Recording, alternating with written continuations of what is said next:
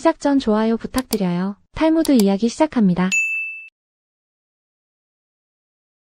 생각 좀 하면서 살지. 하나님이 처음 새를 만들었을 때 새에게는 아직 날개가 없었다.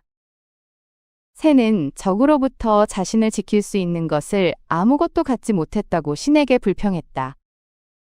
뱀에게는 독이 있고 사자에게는 날카로운 이빨이 있고 말에게는 발굽이 있지만 저는 아무것도 없어요. 어떻게 자신을 지켜야 할까요? 하나님은 새에게 깃과 날개를 주었다. 그러나 얼마 지나지 않아서 새는 하나님에게 다시 돌아와 불평을 늘어놓았다. 제게 깃과 날개를 주셨지만 저는 그게 무슨 소용인지 알 수가 없어요. 그것들은 제게 무거운 짐이 될 뿐입니다. 날개 때문에 전처럼 빨리 뛸 수도 없어요. 하나님이 말씀하셨다. 그 몸 위에 있는 날개를 어떻게 쓰면 좋을지 좀 생각해 보는 것이 어떨까? 하나님은 새에게 날개를 선물했지만 새는 그걸 쓸모없는 짐이라고 투덜댔습니다. 날개가 무거워서 예전처럼 빨리 뛸 수도 없다고요. 그러자 하나님이 물으셨습니다. 그 날개를 어떻게 쓰면 좋을지 생각이나 해봤느냐고. 친구가 여러분에게 새로운 앱을 추천했다고 칩시다. 설치만 해두고 한 번도 안 열어보다가 폰 용량만 차지한다며 지워버립니다. 나중에 다른 친구가 그 앱으로 엄청 편리하게 뭔가를 하는 걸 보고서야 그런 기능이 있었구나 하고 후회하죠. 주어진 것의 가치는 그걸 어떻게 활용할지 고민할 때 비로소 드러납니다. 살아있는 바다. 이스라엘에는 요단강 가까이에 두 개의 큰 호수가 있다. 하나는 사해이고 또 다른 하나는 히브리어로 살아있는 바다라고 불리는 호수이다. 사해, 즉 죽음의 바다는 다른 곳에서 물이 들어오지만 아무데로도 나가지 않는다. 한편 살아있는 바다 쪽은 물이 들어오는 대신 다른 곳으로 물이 나간다. 자선을 베풀지 않는 것은 사해와 같다. 그러나 자선을 베풀면 살아있는 바다처럼 물이 들어와서 다시 나간다. 우리들은 살아있는 바다가 되지 않으면 안 된다. 갈릴리 호수와 사해는 똑같이 요단강 물을 받지만 결과는 정반대입니다. 갈릴리는 물을 받아 다시 흘려보내기에 생명으로 가득하고 사해는 받기만 하고 내보내지 않아 아무것도 살 수 없습니다.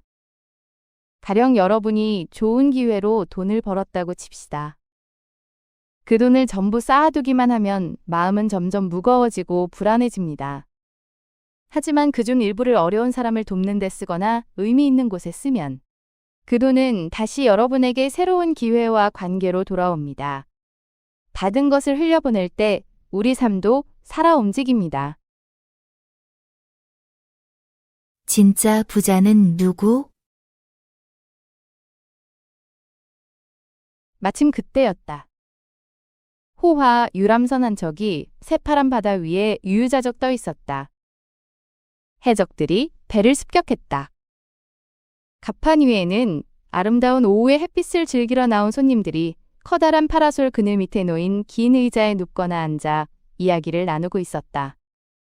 부자들은 속수무책으로 금은 보석 등 자기가 갖고 있던 모든 재물을 탈탈 털어서 몽땅 빼앗기고 말았다.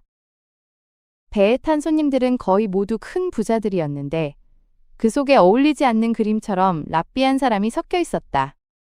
해적이 휩쓸고 간 뒤 빈털터리가 된 배는 항로를 이탈하여 난파되기 직전에 어떤 알지 못하는 항구에 닿게 되었다. 그토록 아름다운 풍경을 앞에 두고도 부자들의 관심은 오직 재물뿐이었다. 부자들은 가진 것을 모두 잃고 비참한 가난뱅이로 전락한 채 언제 무슨 수로 배를 수리해서 고향으로 돌아갈 수 있을지 막막했지만 그들은 하나같이 자기 재산이 얼마나 많은지 남들이 갖지 못한 어떤 희귀한 보물을 가졌는지 자랑하느라 정신이 없었다. 랍비는 기다리는 동안 높은 학식과 교양을 인정받아 학교에서 학생을 모아 가르치기 시작했다. 그들에게 가장 중요한 것은 누가 얼마나 더 부자인지 겨루는 것이었다. 그를 조롱했던 부자가 말했다. 문득 한 사람이 한쪽에 조용히 앉아 바다를 바라보며 생각에 잠겨있는 랍비를 발견했다. 그때 랍비님 말씀이 옳았어요. 랍비님은 무슨 큰 재산이 있으실까? 학식이 있는 사람은 잃어버릴 염려가 없는 재물을 몸에 지닌 셈이니까요.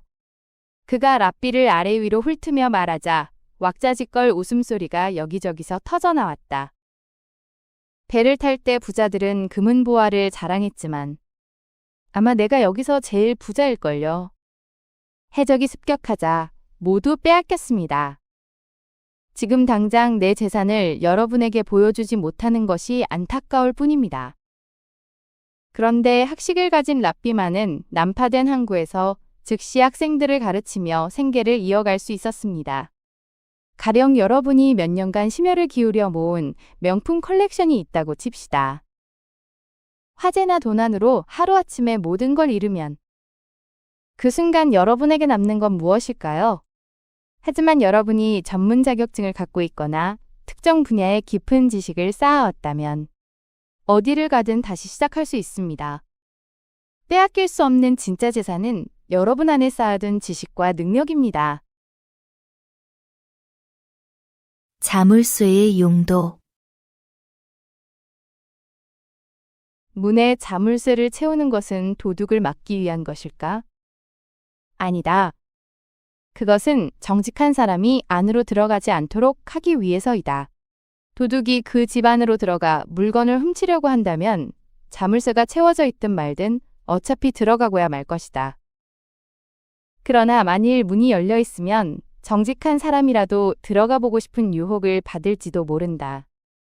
그래서 집을 비울 때나 차에서 내릴 때 자물쇠를 채우는 것은 정직한 사람을 유혹하지 않기 위해서다. 우리는 남을 유혹하면 안 된다. 유혹하지 않기 위해서는 자물쇠를 채울 필요가 있다. 자물쇠는 도둑을 막는 게 아니라 선한 사람이 유혹에 빠지지 않도록 보호하는 장치입니다. 진짜 도둑이라면 어떻게든 들어올 테니까요. 하지만 평소 정직한 사람도 문이 활짝 열려 있으면 슬쩍 들여다보고 싶은 마음이 생길 수 있습니다. 가령 여러분이 카페에 노트북을 두고 화장실에 잠깐 다녀온다고 칩시다. 옆자리 손님은 평소 남의 물건에 손대본 적 없는 평범한 사람입니다. 그런데 노트북 화면에 중요한 이메일이나 개인정보가 그대로 켜져 있다면요? 고개를 돌려 슬쩍 보고 싶은 유혹이 생길 수 있습니다. 하지만 화면을 닫아두거나 잠금 설정을 해두면 그 사람은 애초에 유혹받을 일 자체가 없어집니다. 우리가 문을 잠그고 비밀번호를 설정하는 건 타인을 의심해서가 아니라 선한 이웃이 불필요한 시험에 들지 않도록 배려하는 행동입니다. 결혼. 결혼은 6가지 요소로 이루어져 있다. 하나는 사랑이고 나머지 5가지는 모두 믿음이다. 결혼한 처음 3주일은 서로 관찰하고 다음 3개월은 서로 사랑하며 그 다음 3년은 싸우면서 지내고 그 다음 30년은 서로 용서하며 보낸다. 결혼 생활에서 사랑은 출발점이지만 그 사랑을 유지하려면 5배나 많은 믿음이 필요합니다. 믿음이란 상대가 완벽하지 않아도 함께 성장할 수 있다는 확신. 어려운 순간에도 상대방이 나를 배신하지 않을 거라는 신뢰. 그리고 지금 당장은 이해되지 않더라도 결국 잘 될 거라는 기대입니다. 가령 여러분이 새로 입사한 회사에서 동료와 프로젝트를 맡았다고 생각해 보세요. 처음 3주는 서로 어떻게 일하는지 파악하는 시기입니다. 다음 3개월은 호흡이 맞아 일이 술술 풀립니다. 하지만 3년쯤 되면 의견 충돌이 생기고 스타일 차이로 갈등을 겪습니다. 그럼에도 30년을 함께 일한 동료라면 서로의 실수를 이해하고 부족함을 감싸 안으며 협력하게 됩니다. 결혼도 마찬가지로 사랑만으로 시작했다가는 첫 시련에 무너지지만 믿음이 뒷받침되면 평생을 함께 걸어갈 수 있는 관계가 됩니다. 약속은 지킵시다. 한 소녀가 길을 잃고 헤매다 그만 우물에 빠지고 말았다. 외진 곳에서 아무도 모르게 죽을지도 모를 일이었다. 왈칵 겁이 난 소녀는 허공을 향해 무작정 살려달라고 힘껏 고함을 질렀다. 마침 한 남자가 지나가다 우물 안을 들여다보았다. 소녀가 기쁨의 눈물을 흘리며 도움을 청하자 남자가 물었다. 내가 구해주면 나와 잘래? 어이없는 일이었지만 선택의 여지가 없었다. 네. 남자는 한참을 애쓴 끝에 소녀를 우물에서 끌어올렸다. 멀리서 보았을 때보다 훨씬 더 아름다운 소녀였다. 자, 이제 약속을 지켜? 남자가 말했다. 어느 집안 출신이세요? 소녀가 물었다. 그는 자신이 사제 집안 출신이라고 말했다. 저도 사제 집안 출신이에요. 신성한 사제 집안의 사람들이 결혼 서약도 하지 않고 동물처럼 행동해도 되는 걸까요? 부탁이에요. 나중에 꼭 저의 집에 와서 부모님께 허락을 받고 저와 결혼하겠다고 약속해 주세요. 소녀가 다시 진지하게 말했다. 남자는 그 말에 동의했고 두 사람은 결혼을 맹세했다. 주위에 아무도 없었으므로 두 사람은 하늘과 우물과 지나가던 쥐를 증인으로 세웠다. 각자 집으로 돌아간 뒤 소녀는 서약을 지키기 위해 모든 청혼을 거절했다. 그렇지만 혼기가 다 찬 명문가의 아름다운 처녀에게는 청혼이 끊임없이 들어오기 마련이었다. 소녀는 마침내 옷을 찢고 사람들에게 돌을 던지기도 하면서 맨발로 거리를 헤매고 다녔다. 이제는 그녀에게 아무도 청혼하지 않게 되었다. 한편 남자는 맹세를 까맣게 잊어버리고 다른 여자와 결혼하여 아들을 낳았다. 그런데 어느 날 아기가 마당에서 놀고 있을 때 쥐가 나타나서 물어 죽였다. 둘째 아들은 우물에 빠져 죽었다. 아이의 어머니는 슬픔 속에서도 신이 하시는 일에는 반드시 까닭이 있으리라 생각했다.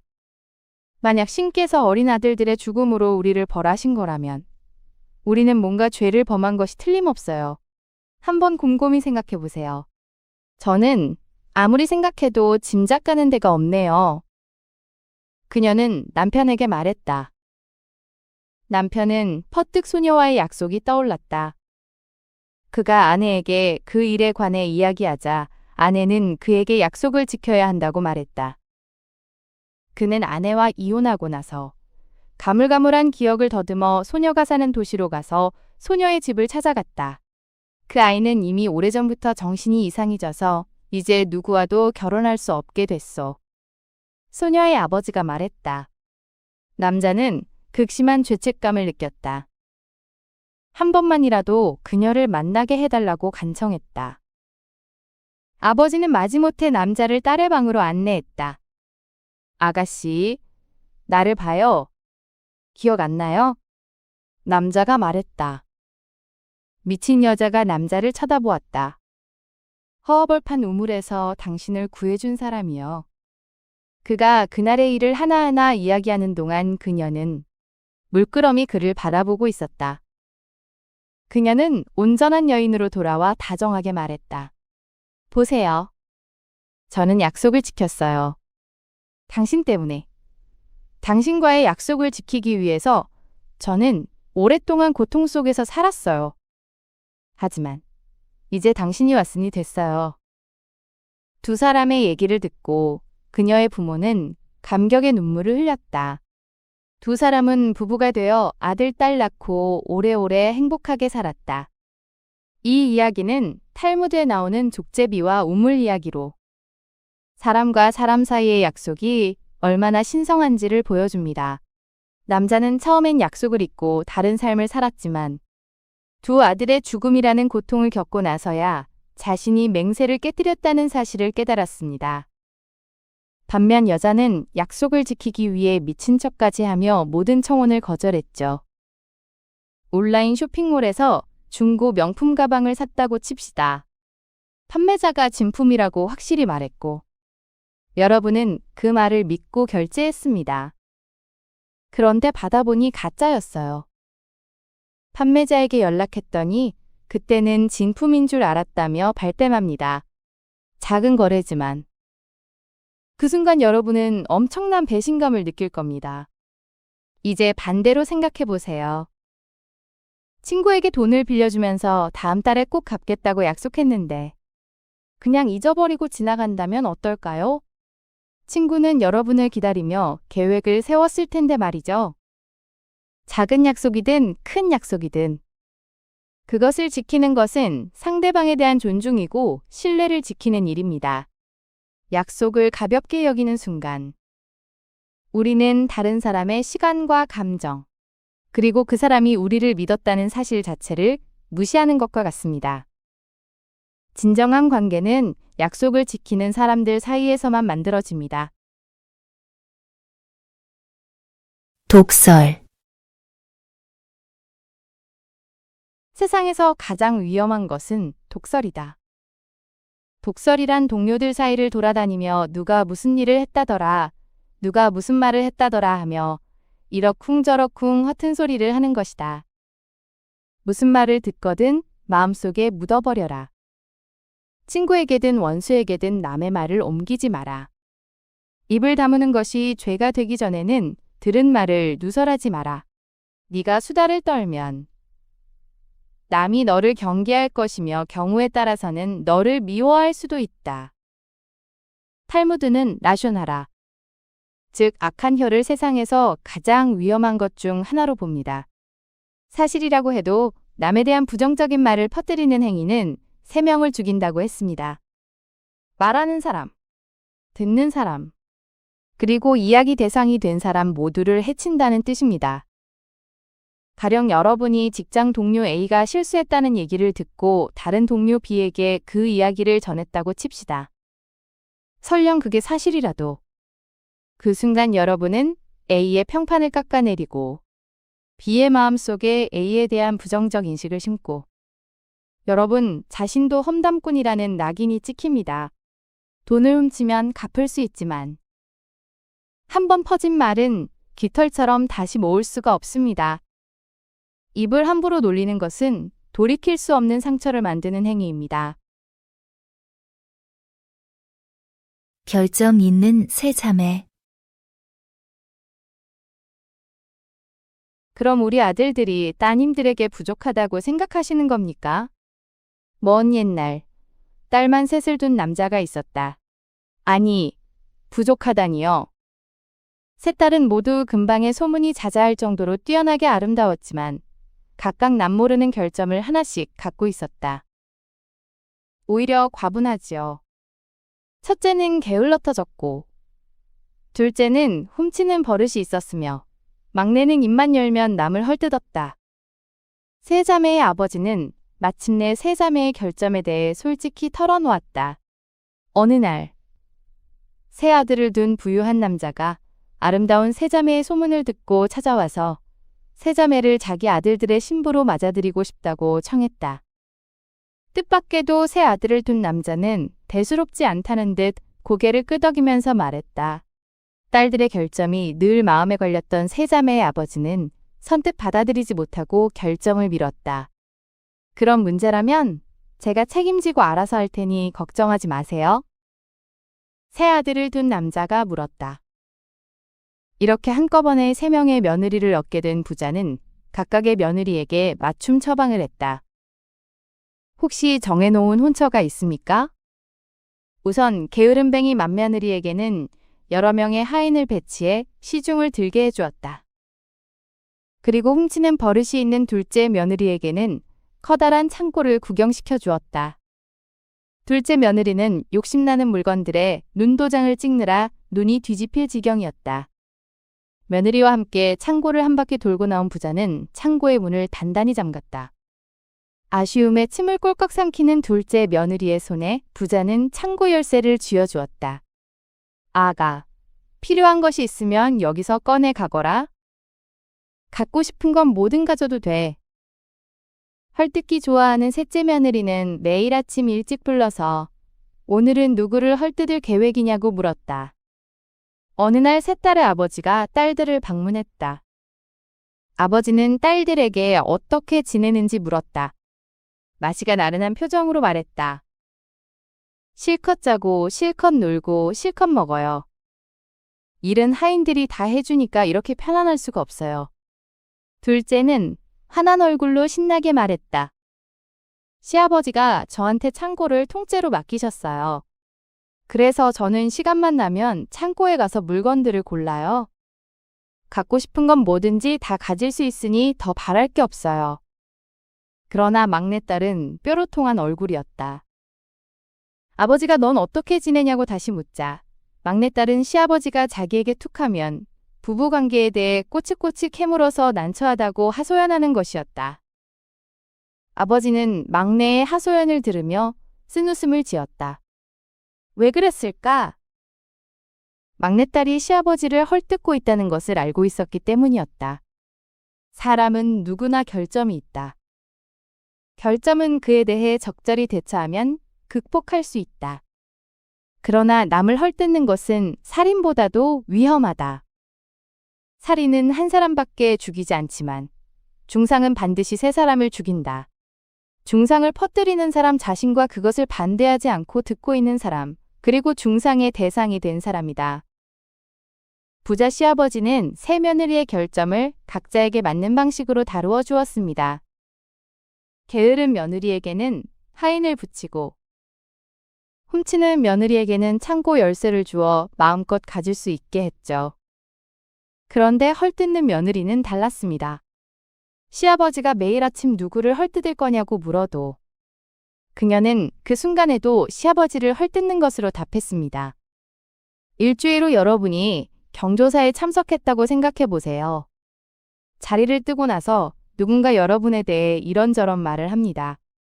그 자리에 있던 사람이 나중에 여러분에게 그 얘기를 전하면 여러분은 기분이 상하고 그 말을 한 사람을 다시 보기 불편해집니다. 말을 전한 사람도 괜히 관계를 틀어지게 만든 것 같아 찜찜하고 결국 세 사람 모두 상처받은 채 남습니다. 남을 헐뜯는 말은 칼로 베는 것보다 더 깊은 상처를 남깁니다. 진정한 친구. 전쟁 때문에 헤어진 뒤 서로 적국인 나라에서 떨어져 살게 된 두 친구가 있었다. 한 친구가 다른 친구를 찾아갔다가 간첩 혐의로 붙잡혀 사형 선고를 받았다. 변명해도 소용이 없자 그는 국왕에게 청했다. 폐하, 저에게 한 달만 시간을 주십시오. 고향으로 돌아가 가족들에게 작별 인사를 하고 오겠습니다. 그따위 말을 어떻게 믿는단 말이냐? 제가 보증하겠습니다. 그가 돌아오지 않는다면 대신 저를 죽이십시오. 옆에 있던 친구가 나섰다. 왕은 친구를 위해 목숨을 거는 우정에 감동해서 그의 귀향을 허락했다. 한 달이 흘렀다. 해가 뉘엿뉘엿지고 있었다. 약속한 기한이 다하고 있었지만 그는 돌아오지 않았다. 왕은 그럼 그렇지 않은 표정으로 그의 친구를 물끄러미 바라보았다. 아까운 사람이지만 약속은 약속이니 어쩔 수 없다고 생각한 왕은 그의 친구를 처형하라고 명령했다. 그때 멀리서 모으라고 커다랗게 고함을 지르며 달려오는 한 남자의 모습이 보였다. 헐레벌떡 달려온 그 남자는 가쁜 숨을 몰아쉬며 큰 소리로 왕에게 외쳤다. 오는 도중에 생각지도 못한 일이 생겨서 늦었습니다. 이렇게라도 시간을 맞출 수 있어서 정말 다행입니다. 이제 친구를 살려주시고 저를 죽이십시오. 왕은 감동해서 두 사람을 모두 살려주었다. 두 사람의 우정이 정말 대단하구나. 나도 너희들과 함께 그 우정을 나눌 수 있으면 좋겠다. 그날 이후 두 사람은 왕의 친구가 되었다. 현명한 사람들은 친구를 사귈 때 너무 일찍 그를 신임하지 말라고 충고한다. 어떤 사람은 자신이 필요할 때만 친구를 찾고 친구가 어려움을 겪을 때는 모른 채 한다. 어떤 사람은 친구를 이간질하고 싸움을 부추겨 치욕을 맛보게 한다. 어떤 사람은 친구가 잘 나갈 때는 살갑게 굴다가 친구가 어려움에 처하면 단칼에 관계를 끊어버린다. 그러므로 적수와 일정한 거리를 유지해야 하는 것처럼 친구와의 관계에서도 항상 주의를 기울여야 한다. 충실한 친구는 안전한 대피소와 같다. 이런 친구를 가진 자는 큰 재산을 가진 것과 같다. 충실한 친구의 가치는 무한대이다. 돈으로 살 수 없기 때문이다. 오래된 친구를 버리지 마라. 진정한 우정은 말이 아니라 행동으로 증명됩니다. 목숨을 걸고 친구를 보증한다는 건 그만큼 서로를 깊이 신뢰한다는 뜻이죠. 하지만 현실에서 이런 극단적 상황은 드뭅니다. 오히려 우리가 주목해야 할 건 친구를 선택하고 관계를 유지하는 과정에서 보이는 작은 신호들입니다. 친구가 성공했을 때만 축하 메시지를 보내고 힘들 때는 연락을 피하는 사람이 있습니다. 반대로 여러분이 프로젝트를 망쳐서 낙담했을 때 먼저 연락해서 커피 한잔 하자고 하는 친구도 있죠. 또는 여러분이 이직을 준비할 때 자기 인맥을 기꺼이 소개해주는 친구가 있는가 하면 경쟁자가 될까봐 슬쩍 거리를 두는 사람도 있습니다. 진짜 친구는 여러분에게 득이 될 때만 나타나는 게 아니라 여러분이 아무것도 줄 수 없을 때도 곁에 있는 사람입니다. 그런 친구 한 명이 1000명이 아는 사람보다 귀합니다. 세 사람의 친구. 즉시 왕궁으로 오라는 명령을 받은 사나이가 있었다. 갑작스러운 왕의 부름에 사나이는 혹시 무슨 나쁜 일이라도 생기는 것이 아닌지 두려운 생각이 앞섰다. 사나이에게는 세 사람의 친구가 있었다. 첫 번째 친구는 그가 가장 사랑하고 소중히 여기는 친구였다. 두 번째 친구 역시 사랑하고 있었지만 첫 번째 친구만큼 소중하게 대하지는 않았다. 그리고 세 번째 친구는 그다지 각별하다고는 할 수 없는 그냥 친구였다. 그는 첫 번째 친구에게 함께 가달라고 청했다. 친구는 단번에 거절했다. 두 번째 친구는 성문 앞까지는 함께 가줄 수 있지만 그 이상은 싫다고 말했다. 그러나 세 번째 친구는 기꺼이 그를 따라 나서며 말했다. 암 좋고 말고 잘못한 게 없다면 두려울 게 뭐가 있어. 내가 함께 가서 너의 증인이 되어줄게. 첫 번째 친구는 재산이다. 두 번째 친구는 친척이다. 세 번째 친구는 선행이다. 선행은 평소에는 눈에 띄지 않지만 죽은 뒤에도 그와 함께 있다. 인생에서 정말 중요한 건 위기의 순간에 드러납니다. 우리는 돈을 많이 벌고 좋은 차를 사고 집을 크게 장만하는 데 시간을 쏟지만 막상 큰 어려움이 닥쳤을 때 이 모든 것은 아무런 힘이 되지 못합니다. 가족도 마찬가지입니다. 어느 정도까지는 곁에 있어주지만 결국 여러분이 혼자 감당해야 할 순간이 옵니다. 반면 여러분이 평소 무심코 했던 작은 선행들, 누군가에게 건넨 따뜻한 말 한마디, 도움이 필요한 사람에게 내민 손길은 여러분이 어떤 사람인지 증명해 줍니다. 가령 여러분이 회사에서 승진 심사를 앞두고 있다고 해봅시다. 그동안 모은 돈이나 집안 배경은 심사위원들 앞에서 아무 소용이 없습니다. 하지만 평소 후배들을 챙기고 동료들을 도왔던 기록, 어려운 프로젝트에서 팀을 위해 헌신했던 이야기는 여러분을 대신해 말해줍니다. 그게 진짜 여러분이 쌓아온 자산입니다. 결국 삶의 마지막까지 함께하는 건 여러분이 어떻게 살았느냐는 것입니다. 생각 좀 하면서 살지. 하나님이 처음 새를 만들었을 때 새에게는 아직 날개가 없었다. 새는 적으로부터 자신을 지킬 수 있는 것을 아무것도 갖지 못했다고 신에게 불평했다. 뱀에게는 독이 있고 사자에게는 날카로운 이빨이 있고 말에게는 발굽이 있지만 저는 아무것도 없어요. 어떻게 자신을 지켜야 할까요? 하나님은 새에게 깃과 날개를 주었다. 그러나 얼마 지나지 않아서 새는 하나님에게 다시 돌아와 불평을 늘어놓았다. 제게 깃과 날개를 주셨지만 저는 그게 무슨 소용인지 알 수가 없어요. 그것들은 제게 무거운 짐이 될 뿐입니다. 날개 때문에 전처럼 빨리 뛸 수도 없어요. 하나님이 말씀하셨다. 그 몸 위에 있는 날개를 어떻게 쓰면 좋을지 좀 생각해 보는 것이 어떨까? 하나님은 새에게 날개를 선물했지만 새는 그걸 쓸모없는 짐이라고 투덜댔습니다. 날개가 무거워서 예전처럼 빨리 뛸 수도 없다고요. 그러자 하나님이 물으셨습니다.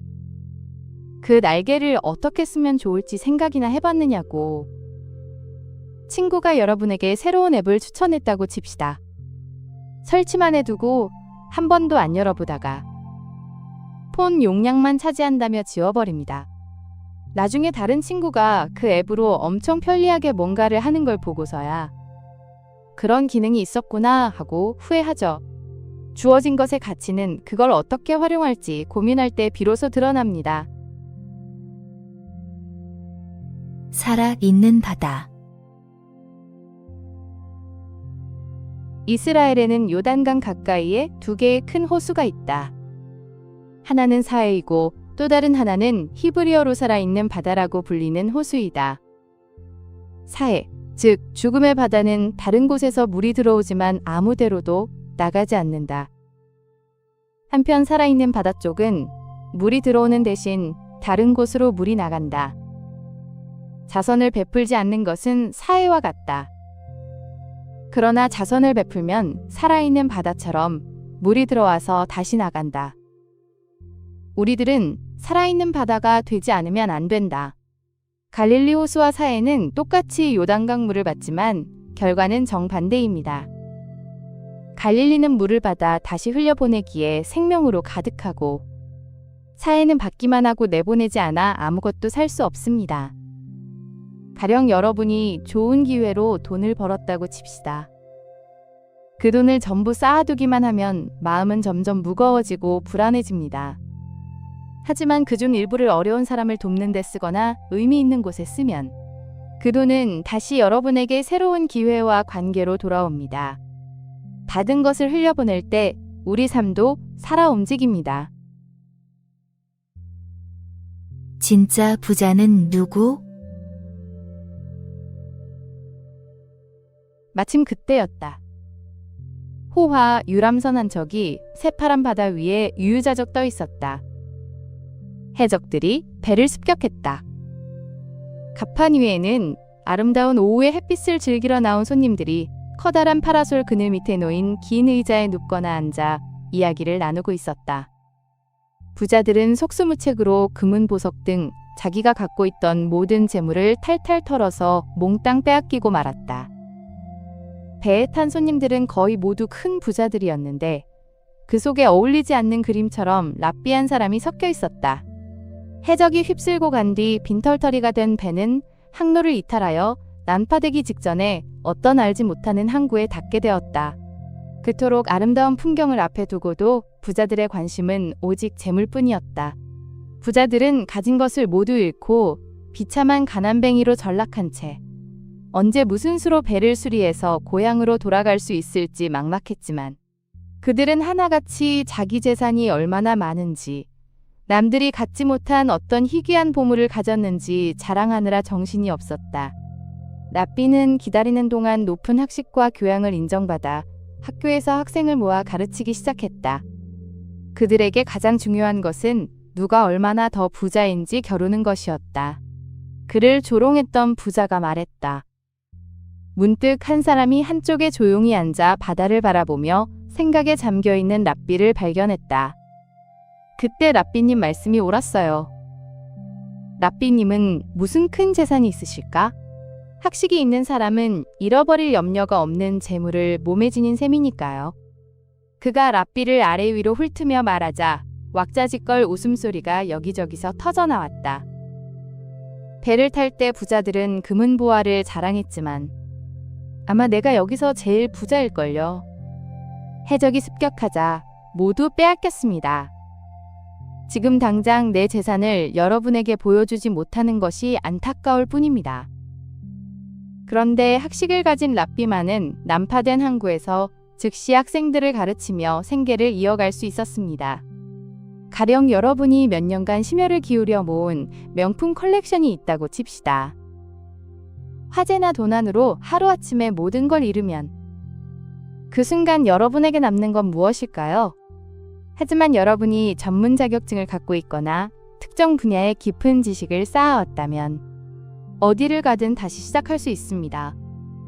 빼앗길 수 없는 진짜 재산은 여러분 안에 쌓아둔 지식과 능력입니다. 자물쇠의 용도. 문에 자물쇠를 채우는 것은 도둑을 막기 위한 것일까? 아니다. 그것은 정직한 사람이 안으로 들어가지 않도록 하기 위해서이다. 도둑이 그 집 안으로 들어가 물건을 훔치려고 한다면 자물쇠가 채워져 있든 말든 어차피 들어가고야 말 것이다. 그러나 만일 문이 열려 있으면 정직한 사람이라도 들어가 보고 싶은 유혹을 받을지도 모른다.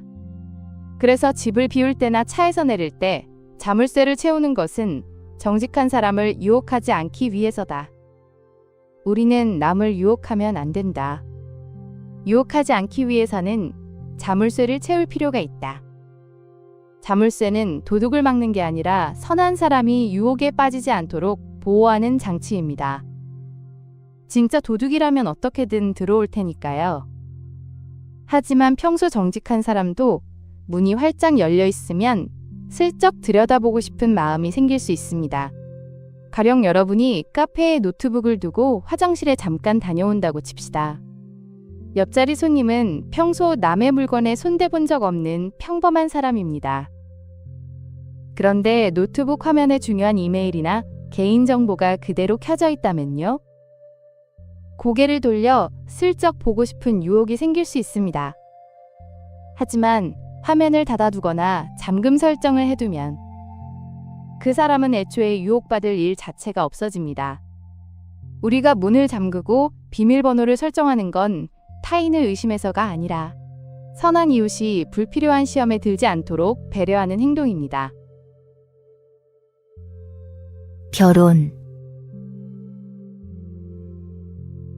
결혼은 6가지 요소로 이루어져 있다. 하나는 사랑이고 나머지 5가지는 모두 믿음이다. 결혼한 처음 3주일은 서로 관찰하고 다음 3개월은 서로 사랑하며 그 다음 3년은 싸우면서 지내고 그 다음 30년은 서로 용서하며 보낸다. 결혼 생활에서 사랑은 출발점이지만 그 사랑을 유지하려면 5배나 많은 믿음이 필요합니다. 믿음이란 상대가 완벽하지 않아도 함께 성장할 수 있다는 확신. 어려운 순간에도 상대방이 나를 배신하지 않을 거라는 신뢰. 그리고 지금 당장은 이해되지 않더라도 결국 잘 될 거라는 기대입니다. 가령 여러분이 새로 입사한 회사에서 동료와 프로젝트를 맡았다고 생각해 보세요. 처음 3주는 서로 어떻게 일하는지 파악하는 시기입니다. 다음 3개월은 호흡이 맞아 일이 술술 풀립니다.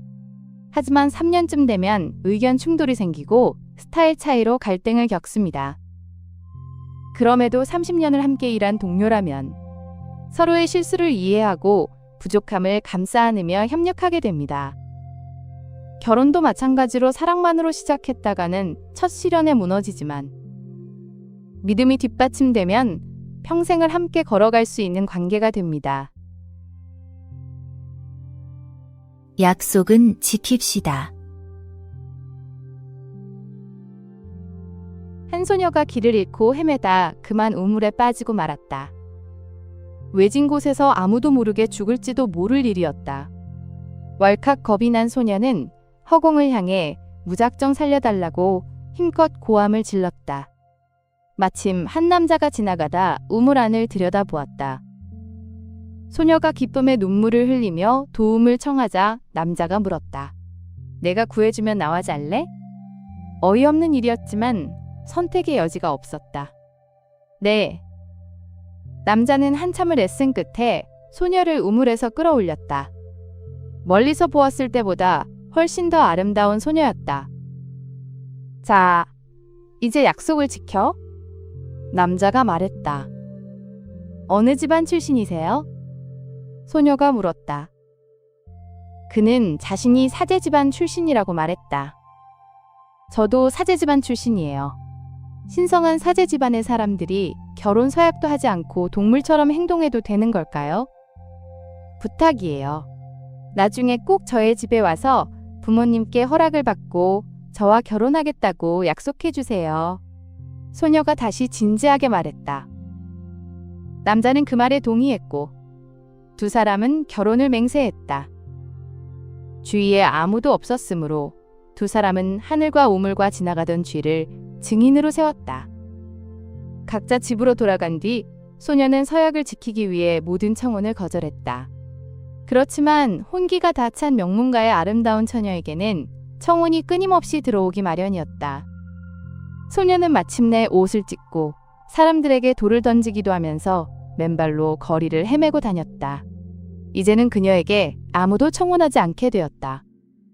한편 남자는 맹세를 까맣게 잊어버리고 다른 여자와 결혼하여 아들을 낳았다. 그런데 어느 날 아기가 마당에서 놀고 있을 때 쥐가 나타나서 물어 죽였다. 둘째 아들은 우물에 빠져 죽었다. 아이의 어머니는 슬픔 속에서도 신이 하시는 일에는 반드시 까닭이 있으리라 생각했다. 만약 신께서 어린 아들들의 죽음으로 우리를 벌하신 거라면 우리는 뭔가 죄를 범한 것이 틀림없어요. 한번 곰곰이 생각해 보세요. 저는 아무리 생각해도 짐작 가는 데가 없네요. 그녀는 남편에게 말했다. 남편은 퍼뜩 소녀와의 약속이 떠올랐다. 그가 아내에게 그 일에 관해 이야기하자 아내는 그에게 약속을 지켜야 한다고 말했다. 그는 아내와 이혼하고 나서 가물가물한 기억을 더듬어 소녀가 사는 도시로 가서 소녀의 집을 찾아갔다. 그 아이는 이미 오래전부터 정신이 이상해져서 이제 누구와도 결혼할 수 없게 됐어. 소녀의 아버지가 말했다. 남자는 극심한 죄책감을 느꼈다. 한 번만이라도 그녀를 만나게 해달라고 간청했다. 아버지는 마지못해 남자를 딸의 방으로 안내했다. 아가씨, 나를 봐요. 기억 안 나요? 남자가 말했다. 미친 여자가 남자를 쳐다보았다. 허허벌판 우물에서 당신을 구해준 사람이요. 그가 그날의 일을 하나하나 이야기하는 동안 그녀는 물끄러미 그를 바라보고 있었다. 그녀는 온전한 여인으로 돌아와 다정하게 말했다. 보세요. 저는 약속을 지켰어요. 당신 때문에. 당신과의 약속을 지키기 위해서 저는 오랫동안 고통 속에서 살았어요. 하지만 이제 당신이 왔으니 됐어요. 두 사람의 얘기를 듣고 그녀의 부모는 감격의 눈물을 흘렸다. 두 사람은 부부가 되어 아들, 딸 낳고 오래오래 행복하게 살았다. 이 이야기는 탈무드에 나오는 족제비와 우물 이야기로 사람과 사람 사이의 약속이 얼마나 신성한지를 보여줍니다. 남자는 처음엔 약속을 잊고 다른 삶을 살았지만 두 아들의 죽음이라는 고통을 겪고 나서야 자신이 맹세를 깨뜨렸다는 사실을 깨달았습니다. 반면 여자는 약속을 지키기 위해 미친 척까지 하며 모든 청혼을 거절했죠. 온라인 쇼핑몰에서 중고 명품 가방을 샀다고 칩시다. 판매자가 진품이라고 확실히 말했고 여러분은 그 말을 믿고 결제했습니다. 그런데 받아보니 가짜였어요. 판매자에게 연락했더니 그때는 진품인 줄 알았다며 발뺌합니다. 작은 거래지만 그 순간 여러분은 엄청난 배신감을 느낄 겁니다. 이제 반대로 생각해 보세요. 친구에게 돈을 빌려주면서 다음 달에 꼭 갚겠다고 약속했는데 그냥 잊어버리고 지나간다면 어떨까요? 친구는 여러분을 기다리며 계획을 세웠을 텐데 말이죠. 작은 약속이든 큰 약속이든 그것을 지키는 것은 상대방에 대한 존중이고 신뢰를 지키는 일입니다. 약속을 가볍게 여기는 순간 우리는 다른 사람의 시간과 감정 그리고 그 사람이 우리를 믿었다는 사실 자체를 무시하는 것과 같습니다. 진정한 관계는 약속을 지키는 사람들 사이에서만 만들어집니다. 독설. 세상에서 가장 위험한 것은 독설이다. 독설이란 동료들 사이를 돌아다니며 누가 무슨 일을 했다더라, 누가 무슨 말을 했다더라 하며 이러쿵저러쿵 허튼 소리를 하는 것이다. 무슨 말을 듣거든 마음속에 묻어버려라. 친구에게든 원수에게든 남의 말을 옮기지 마라. 입을 다무는 것이 죄가 되기 전에는 들은 말을 누설하지 마라. 네가 수다를 떨면 남이 너를 경계할 것이며 경우에 따라서는 너를 미워할 수도 있다. 탈무드는 라쇼나라, 즉 악한 혀를 세상에서 가장 위험한 것 중 하나로 봅니다. 사실이라고 해도 남에 대한 부정적인 말을 퍼뜨리는 행위는 생명을 죽인다고 했습니다. 말하는 사람, 듣는 사람, 그리고 이야기 대상이 된 사람 모두를 해친다는 뜻입니다. 가령 여러분이 직장 동료 A가 실수했다는 얘기를 듣고 다른 동료 B에게 그 이야기를 전했다고 칩시다. 설령 그게 사실이라도 그 순간 여러분은 A의 평판을 깎아내리고 B의 마음속에 A에 대한 부정적 인식을 심고 여러분 자신도 험담꾼이라는 낙인이 찍힙니다. 돈을 훔치면 갚을 수 있지만 한번 퍼진 말은 깃털처럼 다시 모을 수가 없습니다. 입을 함부로 놀리는 것은 돌이킬 수 없는 상처를 만드는 행위입니다. 결점 있는 세 자매. 그럼 우리 아들들이 따님들에게 부족하다고 생각하시는 겁니까? 먼 옛날 딸만 셋을 둔 남자가 있었다.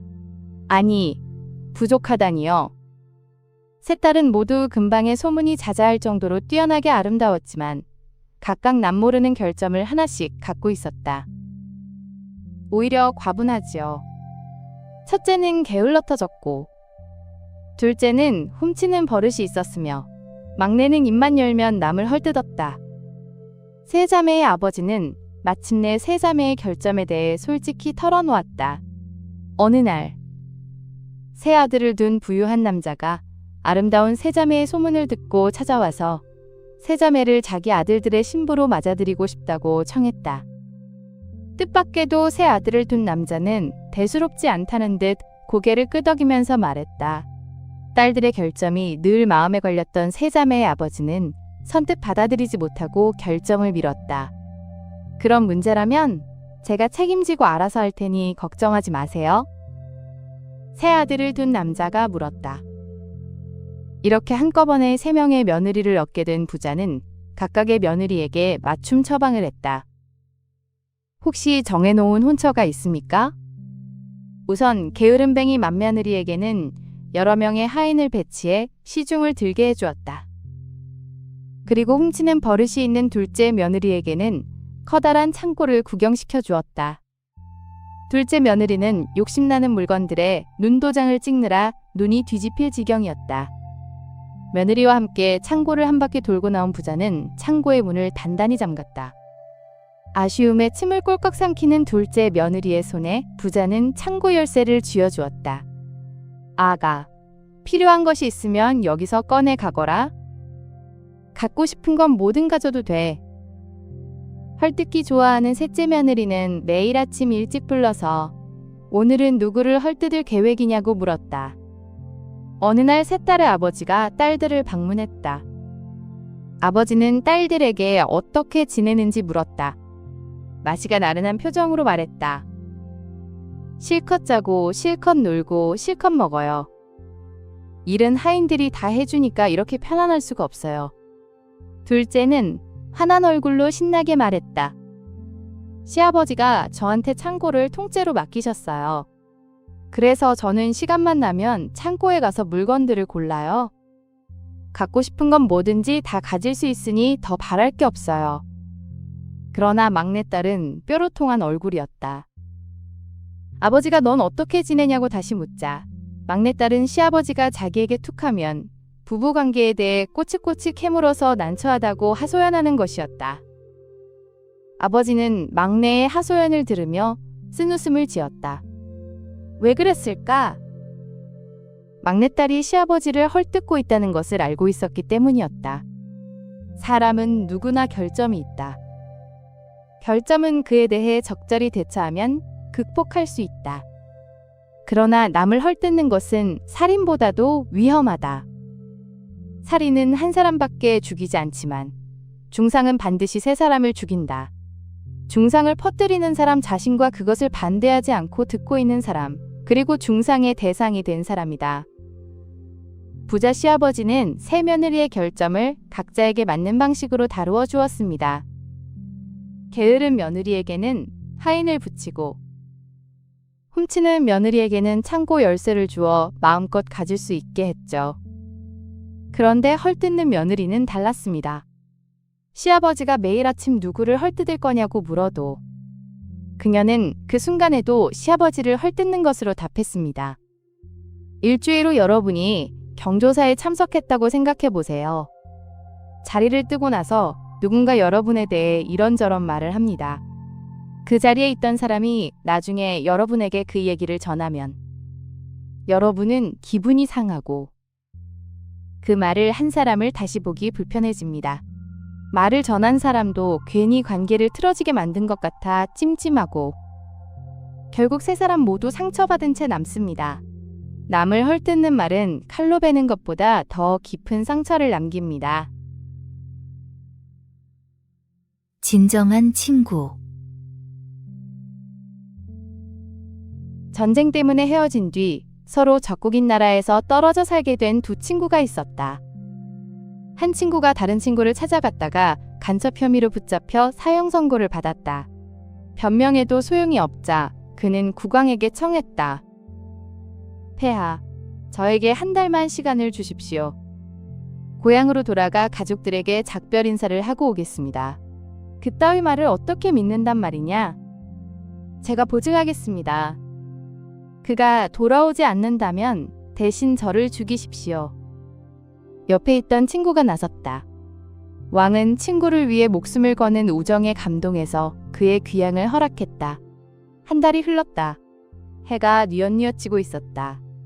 약속한 기한이 다하고 있었지만 그는 돌아오지 않았다. 왕은 그럼 그렇지 않은 표정으로 그의 친구를 물끄러미 바라보았다. 아까운 사람이지만 약속은 약속이니 어쩔 수 없다고 생각한 왕은 그의 친구를 처형하라고 명령했다. 그때 멀리서 뭐라고 커다랗게 고함을 지르며 달려오는 한 남자의 모습이 보였다.